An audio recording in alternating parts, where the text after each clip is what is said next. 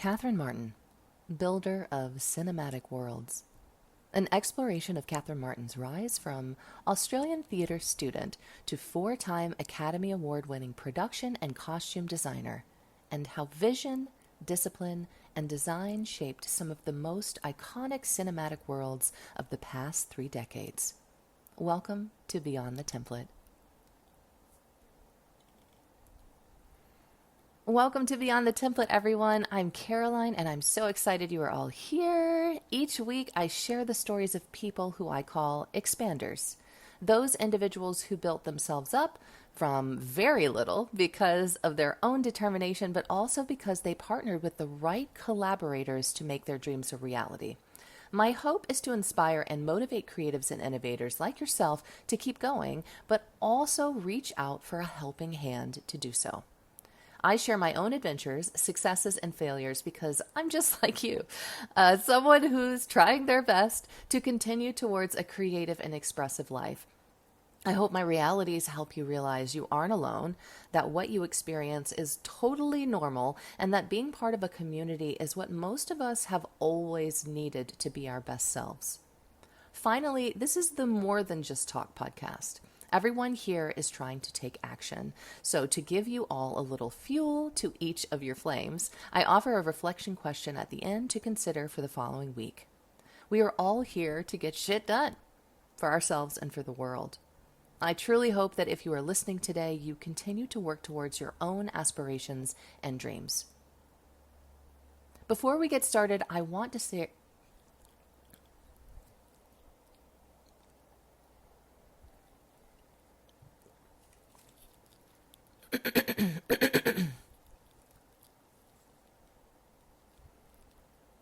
Before we get started, I want to share some core messaging with you. Just as with each expander, I believe that you also have outstanding skills. Just as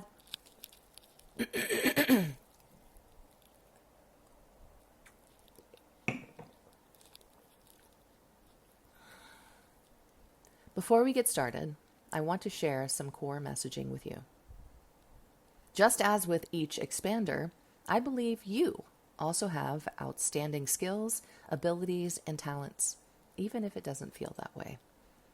You may have been searching for a cure to change your personality, or maybe have been trying to fit into a cookie-cutter system or mindset in order to be successful.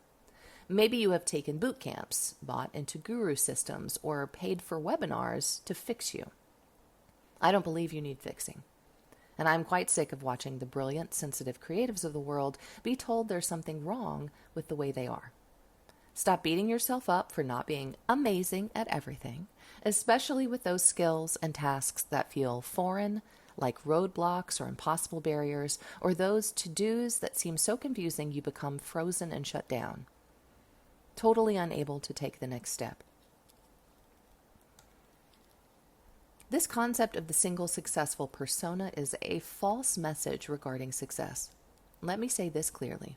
No one, not even the most rich and powerful people on this planet, got to where they are alone. They have teams, advisors, committees, and partners. They pay people to help them, or they find backers or collaborators. They might be the face, but nothing we see them do is isolated. We are not meant to function alone. I believe that what you need is to be exactly as you are in your brilliance and creative genius, alongside a grounded partner who will stay by your side.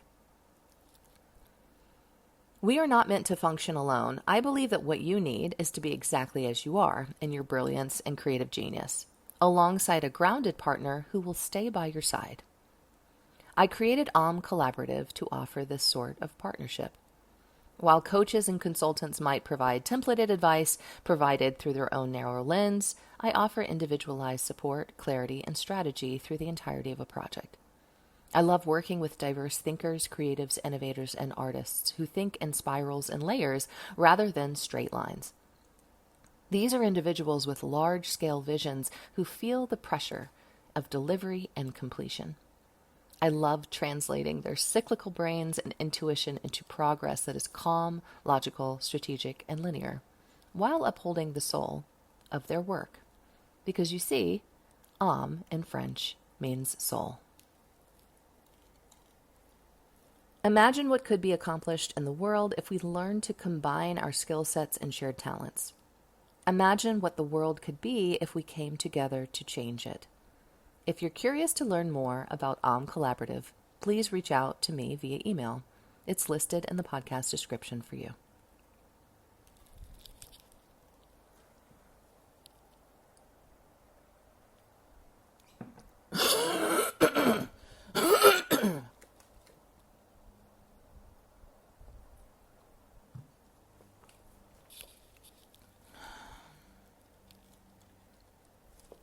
All right, let's get going with this week's episode. This week, I'm recording from Sydney after attending a voiceover workshop that surprised me in the best way. There is something truly special about stepping into a creative space for the first time and realizing you belong. My second week here has been contemplative. I've been in planning mode and rest mode all week, and I was given one very humbling client lesson around pricing and clarity that forced me to recalibrate how I value my own strategy work. I'll share more about that in a moment, but first let me tell you about my workshop with Afters. Last week, I described my first experience with the school and its grounds, which I believe helped me tremendously for my weekend return. If you missed last week's episode, this one is directly tied to it, so maybe pause right here and listen to the last one first, and then this one will be that much more satisfying.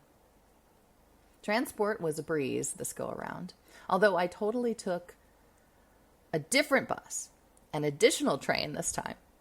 I arrived early enough each day to sit and think and eat breakfast. I packed my lunches, water, and coffee. I was in the zone. Less rushing around helps me save my energy for what matters the most in the moment. I even decided to step away from being social on day 2 so I could maintain my energy levels. As an introvert, even 15 or 20 minutes of quiet can be a lifesaver. And these breaks helped me truly make the most of the 2 all-day workshop sessions, as well as bring my best when it came down to performing in front of my instructors and peers. This workshop was meant to either confirm or negate messages that I'd been receiving for the past year, which began after I started posting on social media, shared my singing, and then started this very podcast. Everyone, aside from my own coach, ironically, has been supportive of the idea of me pursuing more ways to share my voice. My coach told me that she didn't think I needed to look into voice work in the literal sense.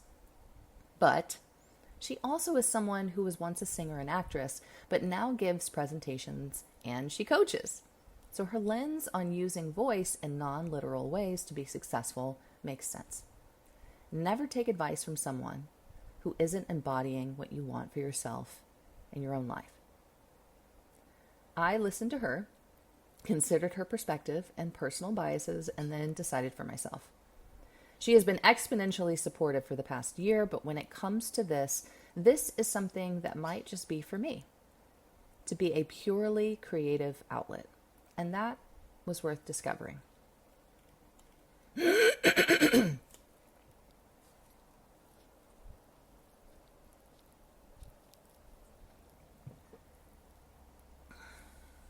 So I took the workshop, and I can't even count how much love, support, positive remarks, and encouraging comments I got. Everyone told me I needed to do this, including my instructor, after I pushed him. Will this help my business? Possibly not. Do I think this is a worthwhile pursuit? It's going to take a ton of perseverance, a ton of time, a ton of practice, and a ton of rejection. Sound familiar? Maybe like the expanders we love. But it's also fun. And I felt that high you get when you're in your natural element. So yes, I think it will give me the boost I've needed as a creative person. I think it will give me more perspective to offer my clients, and hell, it might even lead to me giving presentations just like my coach does.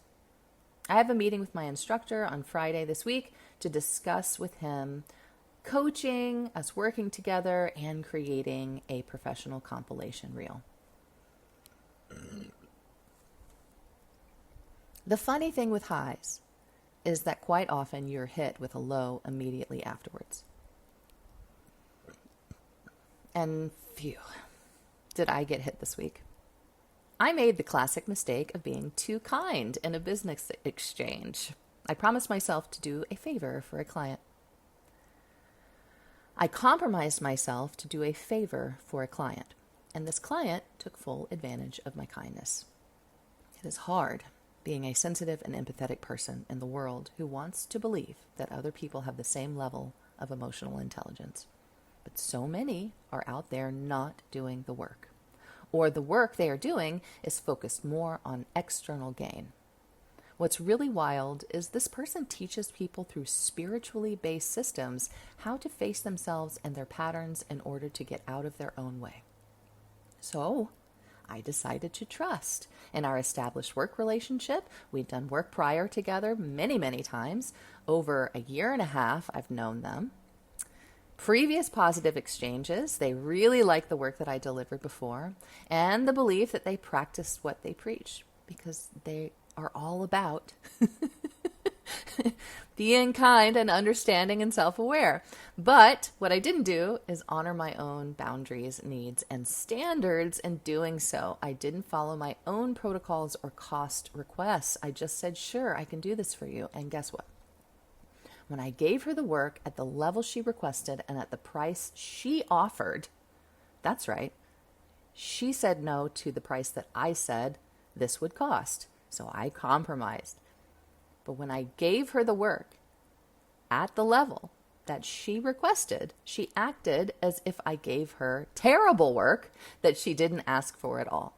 That I just made up something totally new and subpar. And she was cruel in her language, accusatory, kind of nasty, to be honest. She treated me like I was stupid and inept. She questioned my thinking and my approach, and she twisted the truth several times in her arguments. After 2 of these hits, I was completely over that exchange. The very little compensation that she had offered me was not worth being repeatedly whipped and just another email. So I backed away. I said as kindly as I could, I am so sorry you're unhappy. I did what I could within the scope that made sense for what you offered to pay me. It sounds like I won't be compensated for this work, but I still hope it's useful to you as I approached it in the exact same way as before. If we work together in the future, I will be sure to avoid moving forward with a quick turnaround and instead always draft a contract with plain terms, and I will need to block out the compensation from now on to make sure my time is valued. She has not responded since I sent that email. So I think she stole my work, right? And when you run your own business, the client can be always right, just like in retail, the customer is always right. Shout out to everyone who's ever worked in retail. For somebody that's worked at lower scale, high scale, people are going to be nasty. People are going to want to get their own way. I just was really surprised that she did that after such a long, well-established rapport. So my lesson is to listen to my gut. My gut has repeatedly warned me about this person. This person, who, by the way, is extremely popular on social media, has an enormous following, and has made herself a millionaire through her offerings because she is so knowledgeable about her content, such a great public speaker, and is so good at marketing and sales tactics. But what is she not good at? Treating people as her equal. I would have never spoken to her in the way that she spoke to me. She seems to prefer to burn bridges rather than mend them. How dare I not meet the expectations she had in her head and didn't vocalize at all? How dare I lower scope when she refused to pay me at my rate? That's okay. It works for her. You know, she's doing quite well. But if you've been paying attention, that is the exact opposite vibe that I created my business for. I'm not here to be someone's lackey. I'm here to collaborate. And she just taught me how crucial it is to hold fast to your own principles and standards as a partner and collaborator. And even more so, how finding a partner and collaborator you can trust and depend on paves the way for amazing things, while finding the wrong one creates drama on top of drama. No, thank you. I really do wish her the best. And finding a partner that serves her needs, I have a feeling she's not going to find a partner. She's going to find someone to hire, and that's going to give her templated work that she's willing to pay for. Because when you give someone specific, individualized attention, it is at a higher cost. Everybody can make a template. The reason why this podcast is called Beyond the Template is because I think we can do better than that in the age of AI. We have to bring our humanness. We have to bring our intention. We have to bring the personable connection from human to human. But if you're all about the end goal and you're all about the money, that's fine. AI is going to be great for her. Maybe she'll continue to use AI because she already is using it quite heavily in what she offers people for a very, very high price. Okay, but more importantly, that all aside, here's to a future of finding partners that I can hold my own with, who value me as I deserve to be valued, and who uphold the same level of emotional intelligence. I bet you, listener, might fit that bill. Okay, last week we explored the operatic worlds of Baz Luhrmann, from rural cinema kid to global spectacle maker. But Baz's films are not singular visions executed alone. Their color, their texture, their theatrical density all exist because someone translated emotion into fabric, architecture, silhouette, and space. So this week we step behind the curtain and into the architecture of that spectacle through the story of Catherine Martin, the designer, producer, and 4-time Academy Award winner whose visual language helped redefine modern cinema. If Baz is known for scale and emotion, Catherine is the one who made those worlds tangible, textured, and unforgettable. Now let's shift our lens to Catherine Martin.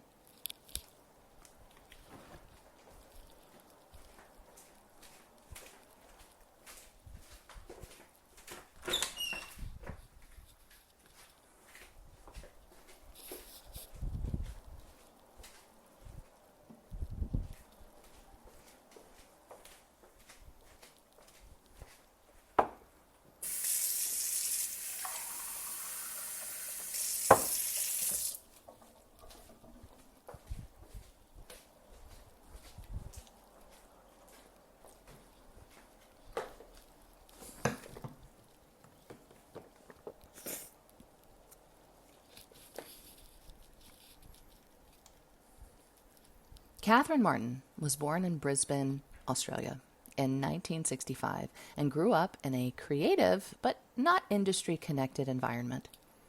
Her father worked in education and her mother was involved in the arts, which meant that culture and aesthetics were present, but there was no direct pathway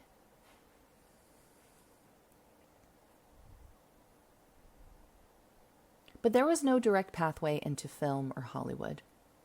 Like many Australian creatives of her generation, she did not inherit an entertainment network, but she did inherit creative curiosity. She attended Anglican Church Grammar School in Brisbane before eventually enrolling at the National Institute of Dramatic Art in Sydney, widely known as NIDA. NIDA would become the defining incubator of her early life. It was not simply a school. It was not simply a school. It was a pressure cooker of ambition, taste, experimentation, and cross-disciplinary exchange. Students were not just learning technique. They were absorbing each other's perspectives, approaches, and views of the world. Catherine initially trained in production design. She was drawn less to performance and more to the invisible structures that hold performance. These included set design, costume design, and spatial storytelling. She had a meticulous eye. While some artists are driven by improvisation, Catherine was driven by research, detail, texture, and historical accuracy. Catherine wasn't interested in decoration, but instead in driving a narrative through environment.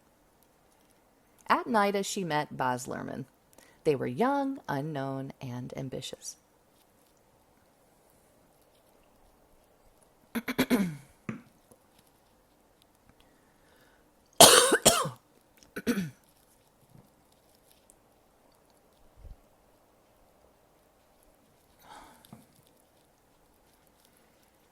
At NIDA, she met Baz Luhrmann. They were young, unknown, and ambitious. Their partnership began before success was something they could imagine together. Catherine was equally as unproven as Baz, so building alongside him wasn't like riding someone's coattails or attaching herself to an already finished and well-known product. She and Baz simply shared a love for theatrical excess rather than minimal realism. They recognized each other in the aesthetic. This alignment would become foundational for Catherine as she grew in her own career. Her early professional work was rooted in theater, which helped her ability to remain disciplined in all areas of production. Theater is unforgiving in its small budgets and tight timelines. In theater, design must communicate efficiently and instantly with the audience. It must make an impact, and Catherine's ability to do so without constraint would serve as one of her greatest assets and advantages. So later on in her career, once she was given large film budgets, she would waste no resources, but instead layer each with a strategic approach. Her first major breakthrough came with the film adaptation of Strictly Ballroom in 1992. While Baz directed, Catherine served as production designer and costume designer. The film's heightened visual language, saturated reds, flamboyant costumes, exaggerated ballroom culture, and stylized sets were not accidental flourishes. They were constructed with intent. The world felt theatrical because Catherine made it so. At the time, Australian cinema was dominated by naturalistic storytelling, social realism, understated design. Strictly Ballroom stood apart. Its visual boldness was a risk. Critics could have dismissed it as gaudy. Instead, audience responded. The film's success introduced Catherine as a serious design force. Romeo and Juliet in 1996 expanded her reach internationally. The film reimagined Shakespeare within a contemporary hyper-stylized Verona beach. Religious iconography, neon crosses, gun engravings, vibrant costumes, and decaying urban opulence collided on screen. Catherine's production design was not merely background. It was a character in itself. It framed the emotional intensity of young love within a chaotic modern mythscape. This project presented barriers. Translating Shakespeare into a contemporary visual world risked alienating purists. Balancing historical reference with pop culture demanded precision. Catherine's strength lay in synthesis. She could pull from art history, religious symbolism, fashion archives, and street culture and weave them into something cohesive rather than chaotic. Then came Moulin Rouge in 2001. This film was a turning point not just for Baz but for Catherine. Hollywood had largely abandoned the big screen musical. The scale of Moulin Rouge required elaborate set construction.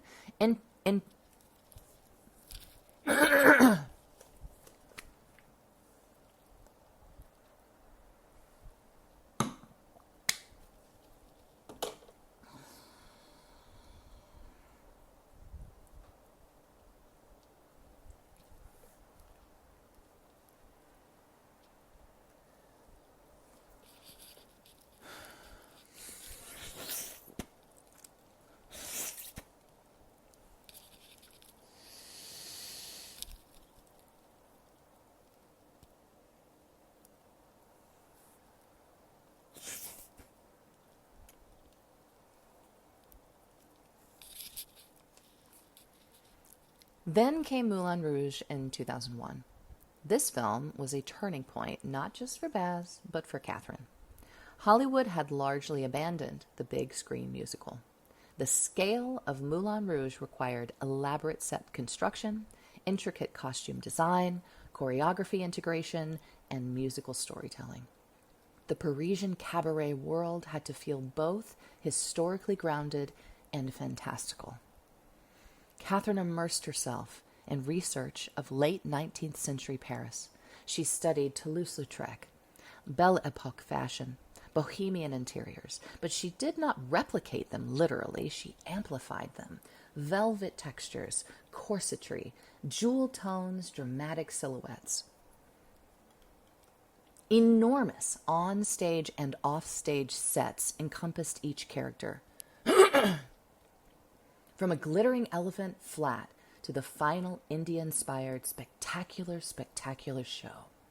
The Moulin Rouge nightclub set became an immersive environment that actors could physically inhabit.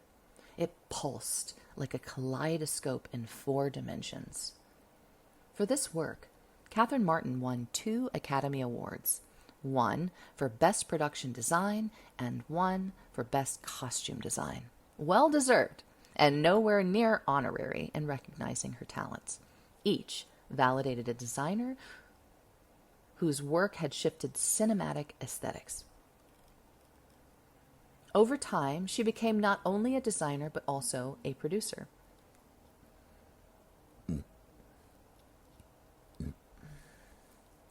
Something she was capable of all along. Moving into production meant stepping into financial and logistical responsibility. It meant influencing budget decisions, timelines, and strategic direction. She was no longer executing someone else's plan. She was finally able to shape the framework. Australia in 2008 was ambitious and controversial. The film attempted to fuse romance with national history. Catherine's design had to capture the vastness of the Australian landscape while also creating intimate interior worlds. The reception was mixed. Not every project is universally praised, but creative careers are built on endurance, not unanimous approval. The Great Gatsby in 2013 marked another iconic moment. Adapting F. Scott Fitzgerald's novel required balancing jazz-age authenticity with contemporary energy. Catherine collaborated with fashion houses and artisans to create 1920s glamour, beaded gowns, tailored suits, lavish mansions. The film's opulence was a character in itself. Again, she won Academy Awards for her design work. Catherine's barriers to success were not always financial. They often were perceptual and societal. Production design has historically been under-recognized, particularly for women. Directors and actors are the ones who receive public attention. It is ironic that designers shape the visual memory of a project, yet remain less visible. Catherine navigated this imbalance by allowing the work to speak at scale. Awards helped, but so did consistency. What distinguishes her from peers is her capacity for total world immersion. She does not treat costume and set as separate departments. She approaches film as an ecosystem. Fabric must converse with architecture.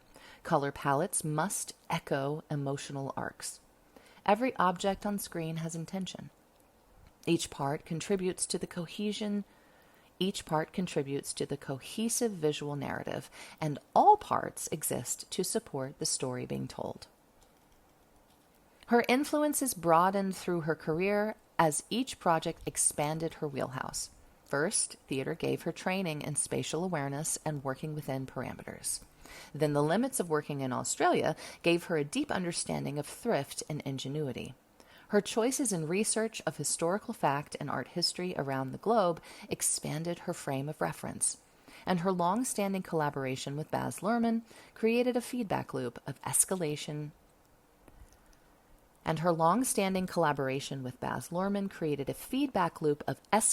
ambition in which both could rise simultaneously.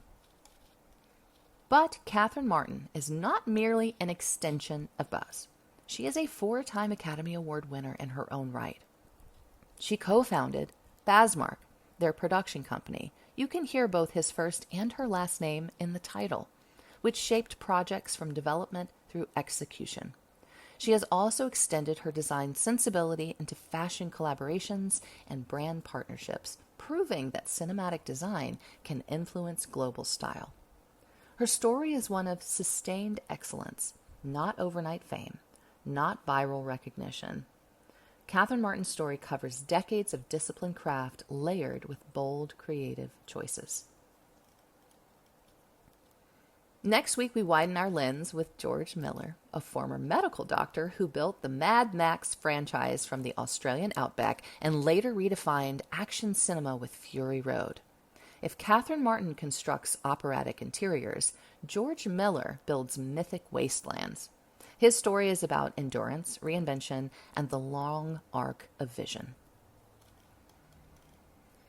Okay, all my makers and shakers, this is the More Than Just Talk podcast. So it's time to put what we've learned into practice. Here's what I want to leave with you this week. Write it on a sticky note, in your journals, or somewhere you will see it. I want you to think about your environment. Look at the space where you do your creative work. Look at the room, your desk, and even how you organize your materials, whether that be in digital folders or plastic bins. Consider the clothes you wear when you sit down to build something. Now ask yourself, does my environment reflect the ambition of what I say I want to create? Or does it reflect an old version of me that's still playing small? Choose one physical adjustment you can make this week that aligns your environment with the level of work you're ready to step into. Sometimes the shift begins not with a new idea, but with a new space. To all my listeners, thank you for joining me today. I hope you continue in the pursuit of your projects and your dreams. Keep it up. Keep it creative.